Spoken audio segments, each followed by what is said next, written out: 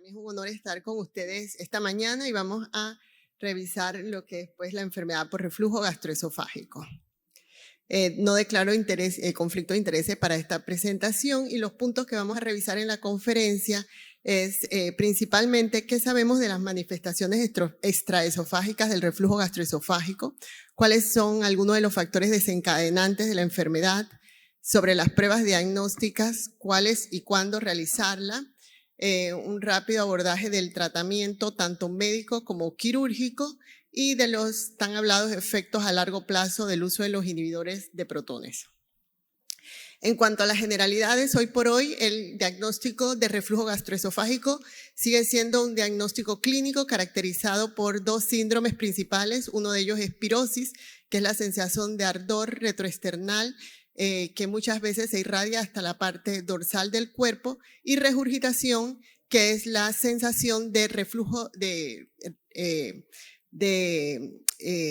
regurgitación, tal como suena, del contenido gástrico hacia lo que es el esófago, la laringe, incluso hasta la boca, y dentro de eso hay un sinnúmero de otros síntomas asociados, como es la sensación de ardor, mal sabor en la boca, en algunos casos rumiación.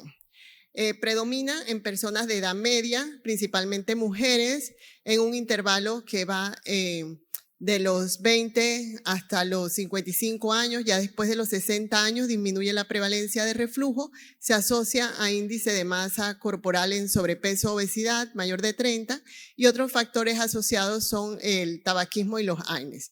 En cuanto al diagnóstico diferencial, son principalmente, como tal, los trastornos de la motilidad esofágica y los trastornos funcionales, como es la pirosis funcional.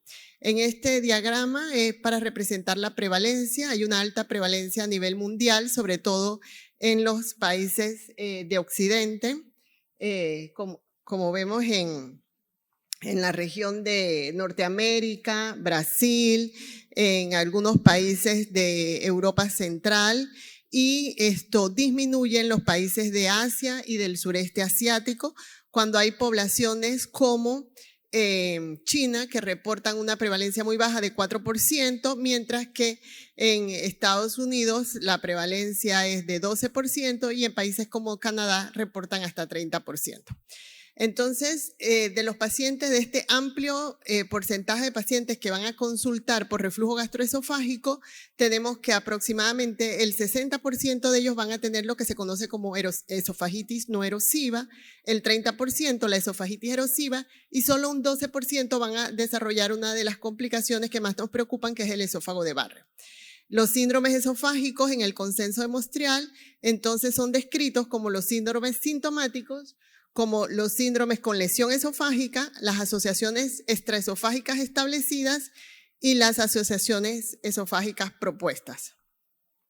En cuanto a las manifestaciones extraesofágicas, voy a detenerme en un momentito para hablar de ellas, porque hoy en día, después de muchos años, uno de haberse identificado y descrito como tal, sigue siendo motivo de controversia en cuándo establecer el diagnóstico.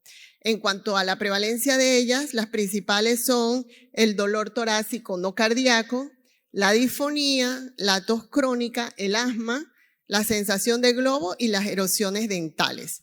En este grupo de las más frecuentes que han sido reportadas, tenemos que los que son reconocidos como síndromes por la Asociación de Montreal es el dolor torácico no cardíaco.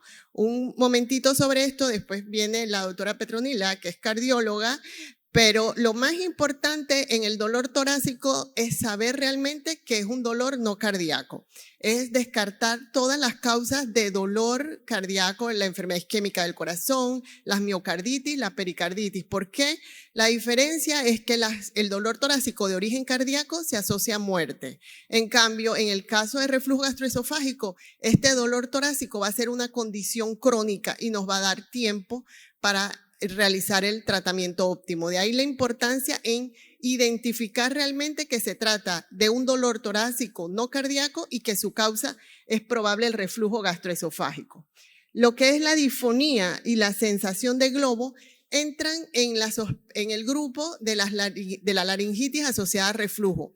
Y en esto también hay una controversia muy grande. Un otorrinolaringólogo nos puede referir al paciente porque ve en la laringoscopía eritema de las cuerdas vocales e inflamación y sospechan que esto es reflujo. Bueno, esa es una prueba sumamente inespecífica y no podemos llegar a conclusiones a través de una laringoscopía. Y el asma asociada a reflujo está bien descrito. Muchos de los pacientes asmáticos tienen reflujo gastroesofágico también. Y en pacientes en que no se identifica bien el tipo de asma del paciente, después de hacer todas las pruebas funcionales, las pruebas de estimulación y respuesta a glucocorticoides y metacolina, podemos considerar que sí se trata de un asma asociado a reflujo y que el control del reflujo va a tener implicaciones en el asma. Los mecanismos propuestos tanto para la fisiopatología del reflujo son múltiples, pero específicamente las manifestaciones extraesofágicas es lesión directa por la aspiración de material gástrico y la estimulación del nervio vago y la regulación neurosensorial de este estímulo. Para el diagnóstico, estos pacientes cuando tienen estos síndromes crónicos extraesofágicos muchas veces van a requerir pruebas de intervencionismo como la pH-metría más impedanciometría. La prueba terapéutica con inhibidores de bomba de protones la vamos a ver más adelante, pero es muy poco sensible y el tratamiento sí se recomiendan las medidas de higiene antirreflujo, aunque tienen muy poca eficacia y tenemos un efecto cuando se usan los inhibidores de bomba de protones que los estudios son tan diversos que se considera que puede haber un efecto placebo en la mejoría que refieren los pacientes. Y la fondoplicatura de Nielsen como tratamiento quirúrgico se ha visto que ha representado mejoría en la tos asociada a reflujo y en el asma asociado a reflujo. Entonces este es un esquema que les propongo hoy en los pacientes con síntomas extraesofágicos. Si el paciente no tiene ningún síntoma de enfermedad de reflujo típica, pirosis, regurgitación, algunos de los otros que les he mencionado, es muy poco probable que la enfermedad por reflujo sea la causa de este síntoma extraesofágico. En cambio, si el paciente tiene además los síntomas típicos de la enfermedad por reflujo, se puede hacer una prueba terapéutica. Si el paciente responde, solamente se ajusta la dosis. Si el paciente no responde, entonces procedemos al abordaje con las pruebas un poco más agresivas como pH-metría y en la sospecha baja la pH-metría sin inhibidores, la pepsina que se postula que tiene importancia sobre todo para el diagnóstico de las erosiones esofágicas y la impedanciometría. Bien, eso fue en cuanto a las manifestaciones extraesofágicas de la enfermedad. Ahora hablando un poquito de los factores desencadenantes, quiero hablar principalmente de lo que se considera la principal causa del aumento de la prevalencia de esta enfermedad en Occidente y es la obesidad. El reflujo se presenta en 60-70% de los pacientes que tienen índice de masa corporal de 35. Los estudios de manometría, que no es el estudio de elección en reflujo gastroesofágico, porque nos habla más bien de la función de la mucosa del esófago, sí ha demostrado que estos pacientes presentan aumento de la presión intragástrica y también un gradiente de presión gastroesofágico que se correlaciona directamente con el aumento del diámetro de la cintura del paciente. Y los estudios de cirugía de obesidad han mostrado que tanto la cirugía de manga gástrica como bypass logran remisión de la enfermedad y que, pero además de eso, también, aunque logran la remisión en muchos pacientes después que logran bajar de peso, también son factores que se han asociado, sobre todo la manga gástrica, a un aumento en nuevos síntomas de reflujo en 31% de los pacientes que han sido operados. Incluso el estudio SLEEP-PAS, que fue un estudio que demostró que ambas técnicas son muy buenas para bajar de peso, aunque el bypass gástrico logra esta persistencia en la reducción de peso por más tiempo, también demostraron que hasta el 6% de los pacientes que se operan de manga gástrica tienen que ser convertidos a bypass porque los pacientes no toleran el reflujo posterior. Entonces, al ser tratamientos de obesidad, ayudan a reducir el reflujo, pero sobre todo la cirugía de manga gástrica se asocia a un aumento de los casos de reflujo y esto puede ser por diferentes mecanismos propuestos que aquí se mencionan. Incluso hoy en día hay un grupo de cirujanos de obesidad que dicen que la presencia de esofagitis por reflujo contraindica la cirugía de manga gástrica. No sé aquí en Dominicana cómo es el uso del balón intragástrico para el tratamiento de la obesidad, pero es una técnica que sí logra reducción de peso, aunque sus efectos son a muy corto plazo porque se retira alrededor de los 6 meses y el 70% de estos pacientes, mientras tienen el balón, van a tener síntomas de reflujo. Se desconocen los efectos de este tratamiento a largo plazo sobre la mucosa esofágica. Y el otro factor que les quería mencionar aquí, un estudio, es el estrés psicoemocional, que se ha referido en múltiples estudios, la carga del trabajo del paciente, las malas horas de sueño, las alteraciones en los ciclos de comida, son factores desencadenantes del reflujo y por eso esto se habla también pues de las terapias psicológicas y conductuales para algunos síntomas del reflujo. Y como internistas debemos reconocer los medicamentos que favorecen el reflujo. Uno de los más usados, y lo puse de último, son los bifosfonatos para osteoporosis. Los pacientes que le indicamos bifosfonatos tenemos que ser recalcarles mucho cómo deben tomar el medicamento para disminuir el riesgo de reflujo, pero están bien los bloqueadores de los canales de calcio, los anticolinérgicos, las prostaglandinas, medicamentos para el asma como la teofilina y los antiinflamatorios no esteroideos. Ok, en cuanto al diagnóstico, el diagnóstico hoy por hoy sigue siendo la prueba empírica con inhibidores de bomba de protones. Se usan 1 a 2 semanas de tratamiento, el inhibidor a altas dosis y se utiliza 2 veces al día. ¿Es realmente esta prueba en que el paciente refiere disminución de los síntomas diagnósticos? Realmente no. La sensibilidad es sumamente baja, 70%, y la especificidad mucho más, 44%. En estos estudios donde se compara con las pruebas que son más específicas como la endoscopía positiva más la pHimetría. La ventaja que tiene esta prueba es que la hacemos en el consultorio, que es una prueba económica, que es sencilla, pero al tener tan baja especificidad lleva 2 riesgos que son muy importantes. El sobrediagnóstico y el sobretratamiento. Y al hablar de sobretratamiento hablamos de que aunque hay muchos inhibidores de bomba de protones que son realmente económicos, sí implica un alto gasto en los medicamentos y como vamos a ver más adelante, no son medicamentos del todo inocuos. La endoscopía digestiva alta no se indica aún como una prueba de primera línea, sino en pacientes que no responden a la prueba como con los inhibidores de bomba de protones. O sea que si tenemos un paciente clásico en edad media, con obesidad, con factores predisponentes a reflujo que refiere los síntomas clásicos y le hacemos la prueba de inhibidores de bomba de protones y es positiva, solamente tenemos que completar el tratamiento y no tenemos que hacer nada. Pero en los pacientes que no responden, en esos casos se indica la endoscopía digestiva alta. ¿Para qué? 1, para detectar complicaciones, como lo es, les mencioné, hasta en el 12% de los casos, el esófago de Barrett, y para excluir otros diagnósticos que pueden tener síntomas similares o incluso ser asintomáticas y son con un tratamiento totalmente diferente, como es la esofagitis eosinofílica. Sirve para detectar lesiones ya también es un reto en los pacientes que tienen esofagitis no erosiva con reflujo, pero pHimetría positiva. Y estos 2 cuadros que son más de tipo funcional, como los mencioné en el diagnóstico diferencial. Es una prueba con baja sensibilidad, pero muy específica si se logra evidenciar las erosiones. El problema es que no es accesible a todos. La endoscopía sigue siendo una prueba costosa, hay que preparar al paciente. Puede tener efectos adversos porque hay que utilizar sedación en la mayoría de los casos y sí está indicada en pacientes que van a ser sometidos a cirugía por reflujo, pacientes que tienen los clásicos síntomas de alarma, pérdida de peso, anemia, ya ese paciente no tiene reflujo.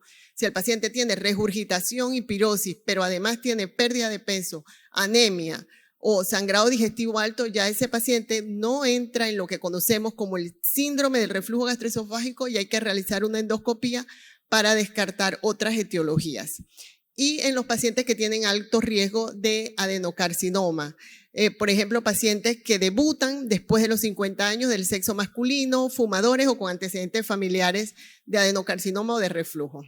Y la clasificación de los ángeles se realiza, que es una clasificación diagnóstica mediante la endoscopía digestiva alta, donde nos clasifica los grados de esofagitis, prácticamente la A sin esofagitis no erosiva, en la 1 unas erosiones pequeñas puntuales, en la C, perdón, en la C lineales y en la D erosiones que comprometen el 75% de la mucosa.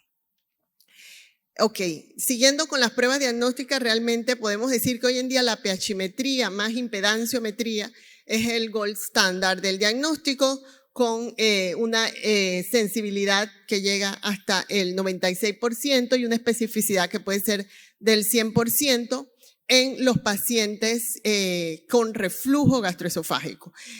Clasifica además en reflujo que puede ser ácido y no ácido. El problema es que antes era muy incómoda, voy a pasar adelante, antes el paciente se le ponía la sonda por la nariz, el cablecito que iba a la grabadora quedaba por afuera y el paciente tenía esta sonda puesta todo el día, esto no lo toleraba casi nadie. Hoy en día se dispone de la cápsula, la videocápsula, que el paciente solamente se le coloca la cápsula a 5 centímetros de la unión gastroesofágica y es inalámbrica. Esta es una prueba más cómoda y permite hacer monitorizaciones más largas de pH porque se ha visto que entre más tiempo se deja por ejemplo, mediciones de 96 horas logran mejorar la eficacia de la prueba para detectar el reflujo gastroesofágico, sobre todo en pacientes que tienen síntomas intermitentes. En los pacientes que tienen manifestaciones extraesofágicas, esto se logra porque el paciente lleva una libretita y reporta cuando tiene los síntomas y después el médico que interpreta la prueba hace una correlación de los síntomas con el pH esofágico y se puede detectar si el síntoma extraesofágico como la tos, la garraspera y los otros síntomas se asocian a reflujo gastroesofágico. Cuando el paciente no tiene antecedentes de enfermedad por reflujo o la probabilidad es baja, siempre se debe hacer la pHmetría sin uso de inhibidores de bomba. Cuando ya el paciente es un paciente de seguimiento, que queremos ver refractariedad, que queremos ver que el paciente no responde adecuadamente a los inhibidores de bomba o la sospecha es muy alta, se hace la pHmetría con el inhibidor de bomba de protones. El problema de esta prueba es que es costosa, no sé aquí en Panamá cómo la hacen, pero en mi caso yo tengo que referir al paciente al gastroenterólogo, hay que hacer toda una cartas para que le aprueben las compañías de seguro y en el sistema público es prácticamente imposible de realizar. Y bueno, la impedanciometría, esto lo que mide es una relación de corriente y voltaje a nivel de las uniones celulares. Se hace típicamente en unión con la pHmetría, pero también hay una nueva técnica en que colocan el electrodo igual a 5 centímetros del esfínter esofágico inferior durante 5 minutos, donde mientras se realiza la endoscopía y permite medir la impedancia celular, y esto permite además caracterizar el reflujo si es por gas, por líquido o mixto, y se correlaciona muy bien con la prueba de la pHmetría. Y esta es una prueba que en Estados Unidos ya lo venden incluso como kits, que los pacientes los compran en la farmacia y se lo hacen, y reporta los niveles de anticuerpos contra la pepsina en la saliva, o sea que es una prueba de inmunoanálisis muy sencilla, tiene la ventaja de que es rápida, no invasiva, es económica, sería la prueba ideal. Lo principal es que ya hay estudios reportados del uso de la pepsina, como este que fue reportado en el 2020, ya fue publicado, donde reportan que un corte de 25 nanogramos por mililitro tiene una sensibilidad al 64% y una especificidad muy buena, pero la pepsina todavía no es una prueba validada y reconocida de cuál es la forma correcta de hacer, de cuánto tiempo tiene que tener el paciente de ayuno, a qué hora es mejor realizarla, pero sí se ha visto que con un valor de 25 se puede correlacionar muy bien con el diagnóstico de reflujo por pHmetría. Así que esperemos a ver si en los próximos años disponemos de esta prueba y ya tendremos una evidencia mayor que el cuadro clínico para poder decirle al paciente definitivamente usted tiene reflujo y amerita tratamiento. En cuanto al tratamiento farmacológico, 2 menciones sobre los antihistamínicos del receptor H2. sí tienen utilidad. Hay algunos reportes que hasta en el 50% de los casos logran remisión de los síntomas de reflujo y sobre todo nos ayudan con los síntomas nocturnos. Los alginatos y los protectores de la mucosa, como el hidróxido de aluminio, también proveen al alivio sintomático. No tienen mayores efectos adversos, se le pueden recomendar al paciente y los pacientes los pueden usar incluso a demanda por síntomas. Pero el principal tratamiento siguen siendo los inhibidores de bomba de protones y ahora los antagonistas de los canales de potasio pueden que hagan una competencia importante con los inhibidores de bomba de protones. Vamos a verlo un poquito más adelante. Y algo del tratamiento endoscópico quirúrgico. En este punto del reforzamiento de los estilos de vida y la terapia conductivo-conductual, realmente que tengan evidencia para tantas cosas que yo no sé si ustedes tienen la costumbre de decirle al paciente, no tome café, no tome té, no coma esto. No, bueno, yo soy especialista mandando a la gente a no comer. Entonces, pero para las personas es muy incómodo y que no coma salsa. Y entonces eso es muy incómodo. Realmente eso no tiene ninguna evidencia. No hay ninguna evidencia de que quitar un alimento u otro pueda disminuir o mejorar lo que es el reflujo. ¿Qué tiene evidencia? La pérdida de peso.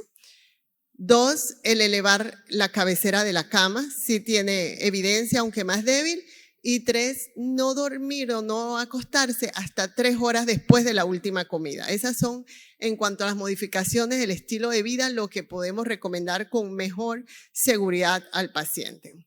Y en cuanto a los alimentos, bueno, si el paciente detecta algún alimento que le produce los síntomas de reflujo, bueno, que se abstenga de ese medicamento ese paciente en particular, pero esto tiene mucha heterogeneidad entre los pacientes. Y la terapia cognitivo-conductual, sobre todo en pacientes que tienen, por ejemplo, pirosis, este síndrome de la hipersensibilidad esofágica, pacientes que tienen pirosis, que es refractaria al tratamiento médico, que se le ha hecho pHimetría y se reporta normal o casi normal, que no tienen erosiones esofágicas. En estos pacientes hay que hacer un trabajo porque lo que tienen estos pacientes pues muchas veces es una alteración en la conducción neurosensorial y los estímulos del nervio vago y entonces en estos casos se ha visto que una terapia cognitivo-conductual realmente es eficaz. Los inhibidores de bomba de protones son hoy por hoy la piedra angular del tratamiento. Todos prácticamente han sido aprobados para el tratamiento de la enfermedad.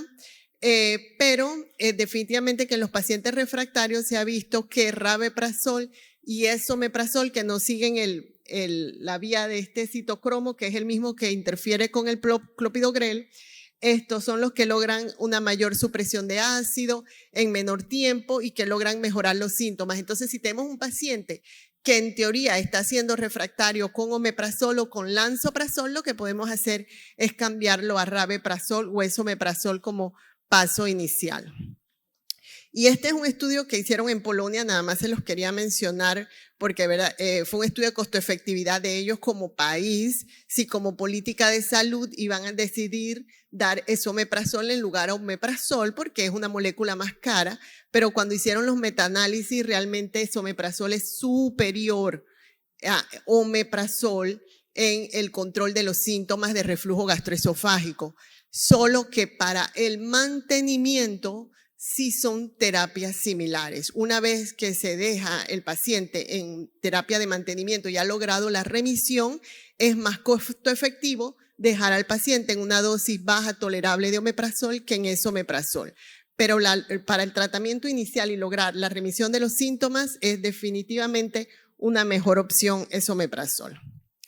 En cuanto a qué recomendamos al paciente, muchas veces el paciente no responde al inhibidor de bomba, lo está tomando mal, verificar que lo tome en ayuno, 30 minutos mínimo antes y principalmente antes de la primera comida, que lo use con regularidad, no cuando se acuerde.